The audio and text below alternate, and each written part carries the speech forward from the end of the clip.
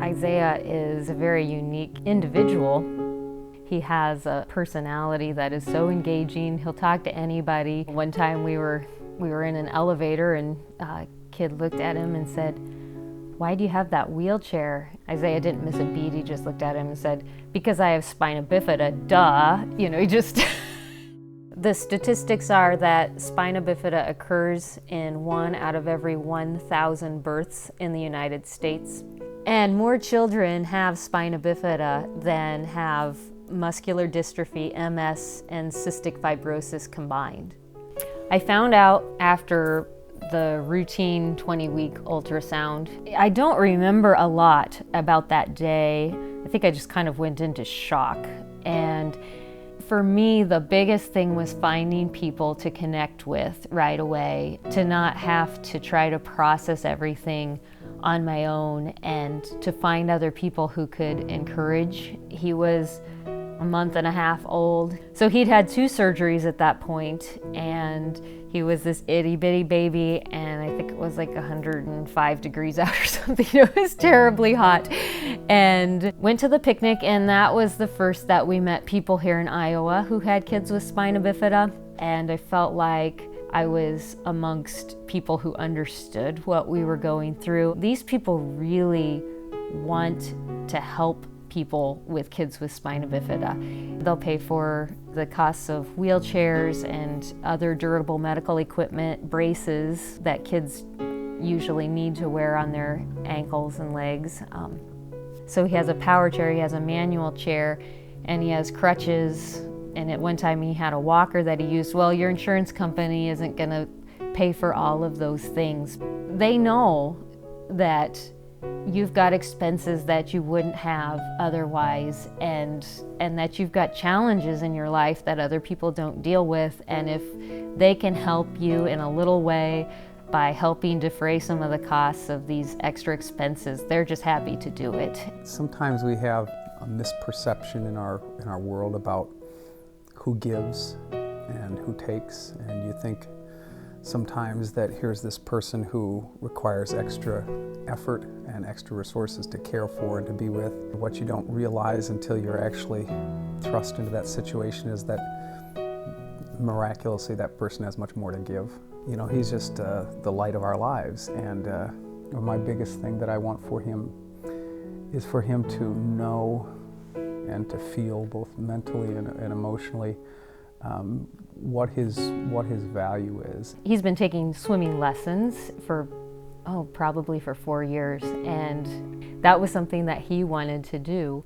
Once he gets his mind set that he wants to do something, you don't change it. He works hard at it and he loves it, but that's just part of who he is. He wanted to do music just like everyone else, to learn to play an instrument, and so we just gave it a shot. He's only been taking for about a year now, and his dad goes to his lessons and is learning right along with him and practices with him. So he has literally been just absolute sunshine in our lives, and I want him to know that.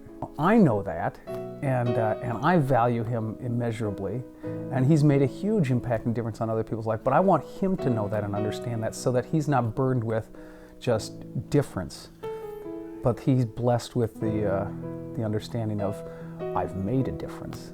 The things that I have to deal with seem so insignificant compared to what this child, who wants more than anything in the world to be able to walk, what he deals with, and yet he can smile and laugh. He brings so much happiness into our family. He always has, from the time he was itty bitty. What I need to be doing is appreciating all of the blessings that we have. It's a different life, for sure, but you approach it the same way as anybody else does. Is what is it that I want to accomplish, and what are the resources? What do I have that I can give to this, and how are we going to do it?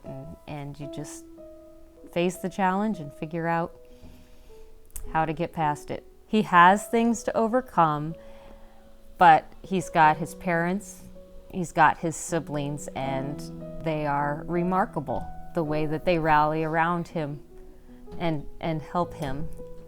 And the Spina Bifida Association has been invaluable to us in being able to go and get the resources and learn about ways that we can help him to overcome those difficulties.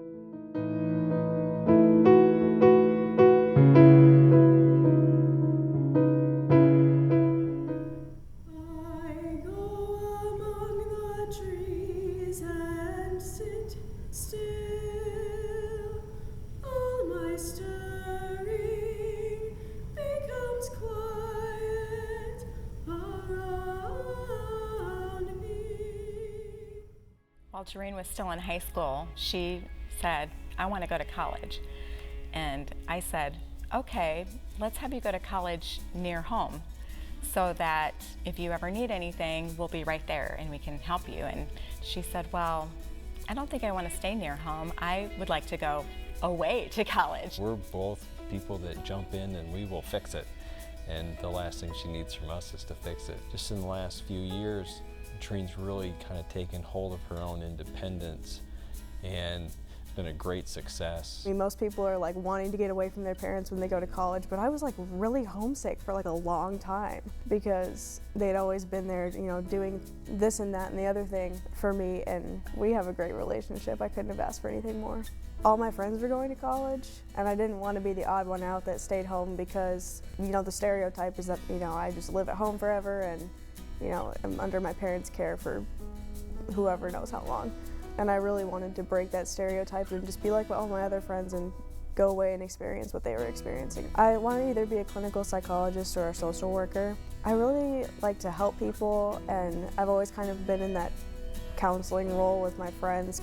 Like, I'm the one that they come to a lot with, you know, whatever they're going through, and so I kind of want to make that what I do for a living. It was November 1st, 1994, and we had been sent to Iowa City to the university by our local doctor.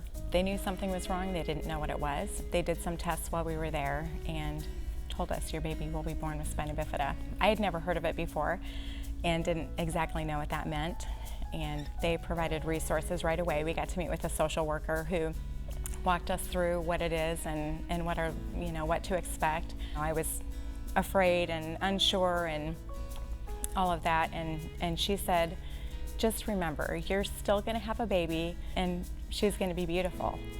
And that, I just kept that with me.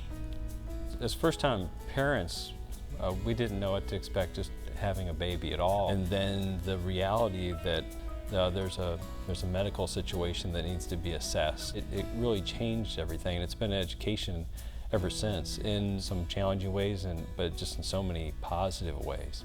When Jareen was first born, she was in the hospital for 3 weeks and had 3 surgeries right away.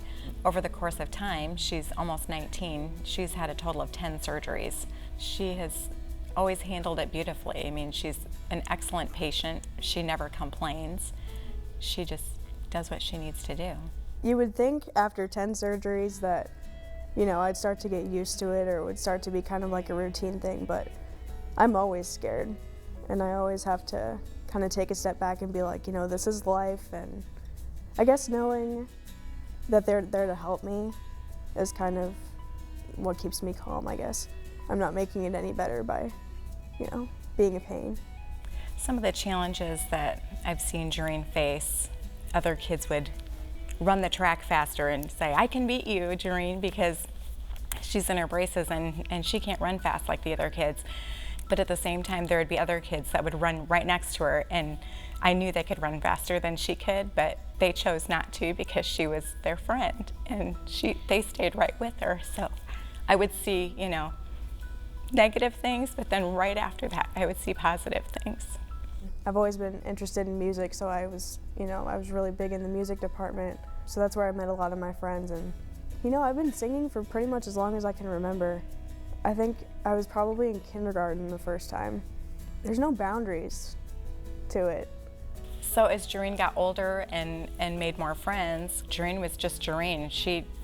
She had braces or crutches or a wheelchair or whatever, but I really felt like that's not what her friends saw. Her friends saw Jareen. She's such a neat person herself and very enthusiastic, and she never gives up, and I think people are drawn to her for that. I was talking to one of my friends in the cafeteria, and they just flat out told me, I don't see the chair when I look at you. And I'm so lucky to have met this person when I came to college, because she didn't know anybody when she came here either. And she was just telling me like how lucky she felt to be my friend, and I was like, wow, like nobody's ever told me that before. When I found out Jareen would be born with spina bifida, I just felt like this baby was really going to need me, and I had to do everything I could to take care of her. And I probably spent a lot of time thinking about the things that she wouldn't be able to do. But then when she was born, and I saw how beautiful she was, and she started to grow up and she started to do so many things, now I find myself always saying, look at all the things she can do. What I would say to a younger kid with spina bifida that's just tired of having to deal with it is, this is where it starts getting emotional for me.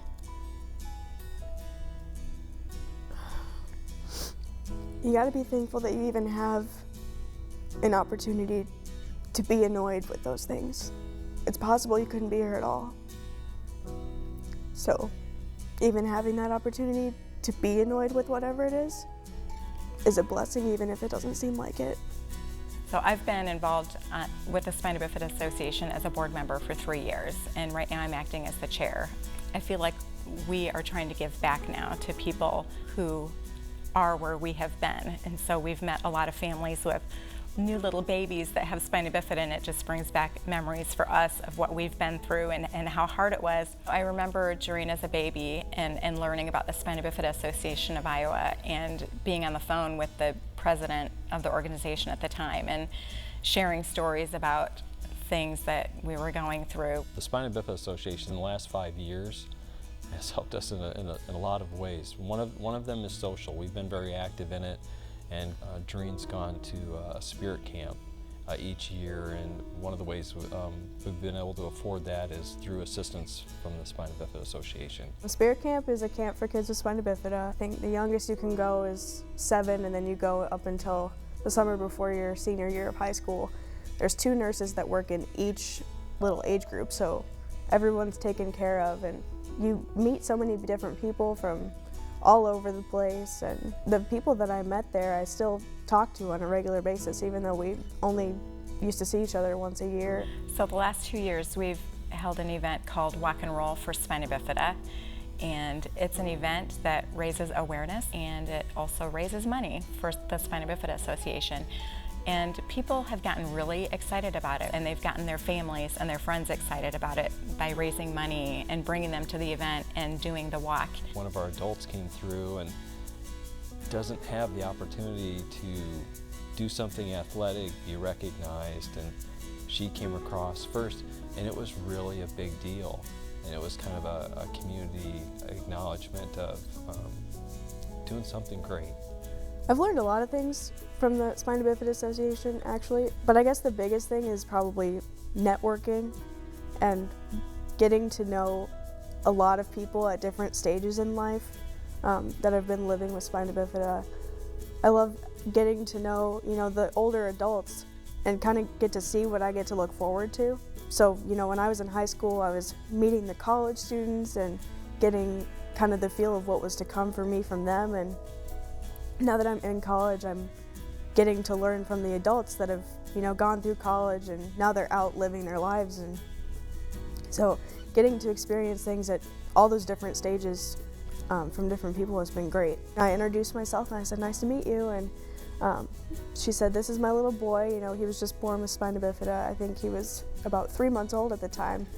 And she said, I've never met you before, but I just wanted to say thank you.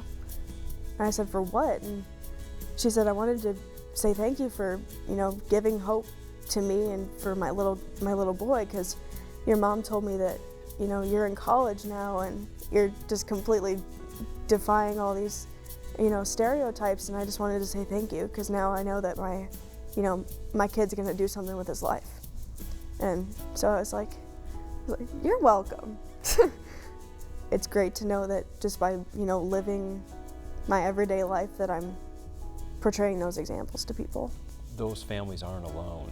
The Spina Bifida Association is a great way to connect to other people and going through the same thing, but more importantly, the people that are members remember what it's like to have that first information and think, oh, who can I talk to? And you pay that forward. Our family's kind of reflective of the association, the same way that we help other parents and all that kind of stuff. Having anyone in your family with spina bifida is really kind of a family affair. Richie's Doreen's little brother, and he's taller than her, and so now he's kind of her bigger brother. And Richie would always run ahead whenever we'd go anywhere, to church or the store or anything. He would run ahead and open the doors for us because he knew she couldn't open the door. So he always held the door for her. My big little brother, and we've never really fought that much. We both have a huge love for music. He sings too. It's like having a brother and a best friend and a caretaker, all kind of like rolled up into one person. What I would tell a mother who just found out her baby is going to be born with spina bifida, I would say it's going to be okay. It's the biggest challenge of your life, but it's also the biggest blessing in your life. It's been the biggest blessing for me because I have learned about life because of my daughter. She has taught me more than I could ever teach her about the way to live life.